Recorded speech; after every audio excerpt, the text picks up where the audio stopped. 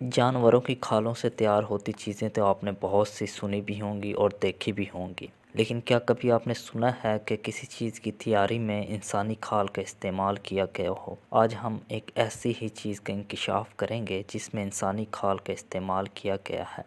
ہم بات کریں گے ہارورڈ یونیورسٹی میں موجود دنیا کی ایک منفرد کتاب کی، جس کی جلد سازی میں انسانی کھال کا استعمال کیا گیا ہے۔ السلام علیکم دوستو، آپ دیکھ رہے ہیں ہمارا یوٹیوب چینل ڈیجیٹل ہسٹورینز۔ دنیا میں مختلف طرح کے مظالم ہوتے تو آپ نے سنے ہوں گے، لیکن کچھ اہل شوق ایسے بھی گزرے ہیں جنہوں نے انسانی کھال کا استعمال کیا ہے، اور انسانی کھال کا استعمال کسی اور چیز میں نہیں بلکہ کتاب سازی میں کیا ہے۔ اس کا انکشاف اس وقت ہوا جب ایک محقق نے ایک نایاب کتاب روح کی منزلیں کی تلاش کے لیے ہارورڈ یونیورسٹی کی لائبریری کا رخ کیا، جہاں اسے یہ نایاب کتاب مل گئی، لیکن کتاب دیکھ کر وہ حیران رہ گیا کیونکہ کتاب کی بائنڈنگ میں انسانی کھال کا استعمال کیا گیا تھا۔ مزید تحقیق کرنے پر چند دیگر کتب کی جلد سازی میں بھی انسانی کھال کے استعمال کا انکشاف ہوا۔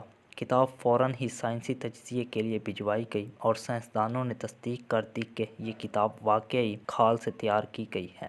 ڈی این اے کی رپورٹ سے بھی یہ بات ثابت ہو گئی کہ اس کتاب کی جلد سازی میں واقعی ایک انسانی کھال کا استعمال کیا گیا ہے۔ مزید تحقیقات سے پتہ چلا کہ انسانی کھال جس کی استعمال کی گئی ہے وہ کوئی ذہنی مریضہ عورت تھی، کیونکہ اس کی کھال کے تجزیے سے ذہنی مرض کے دوا کے استعمال کے شواہد ملے ہیں۔ مزید تحقیقات سے یہ بات پتہ چلی کہ اس کتاب کے مصنف کا نام آرسینی ہوسائس ہے، جس نے 1880 میں یہ کتاب ڈاکٹر لوڈوگ باؤلینڈ کے حوالے کی تھی، جس نے کتاب کی نئی جلد سازی کر کے اسے واپس کر دیا۔ عین ممکن ہے کہ وہ مریض عورت اس کے پاس زیر علاج رہی ہو، مگر قدرتی موت مرنے کے بعد ڈاکٹر نے کتاب کو محفوظ بنانے کی غرض سے کھال کا کچھ حصہ جلد بندی میں استعمال کر لیا ہو۔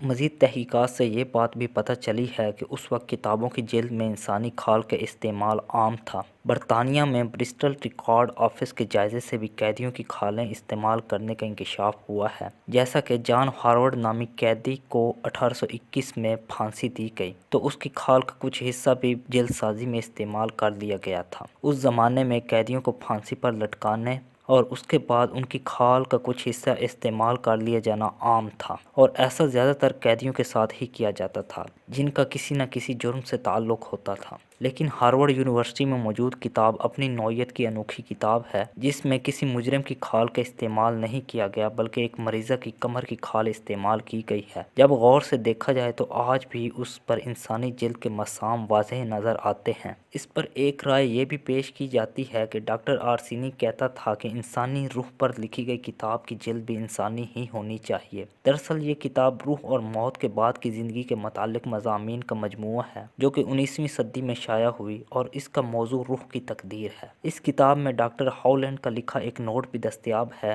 جس میں لکھا ہے کہ اس کتاب کو خوبصورت بنانے کے لیے کسی اور کور کی ضرورت نہیں۔ الغرض اس زمانے میں کتابوں کی جلد سازی میں انسانی کھال کا استعمال معیوب نہیں سمجھا جاتا تھا۔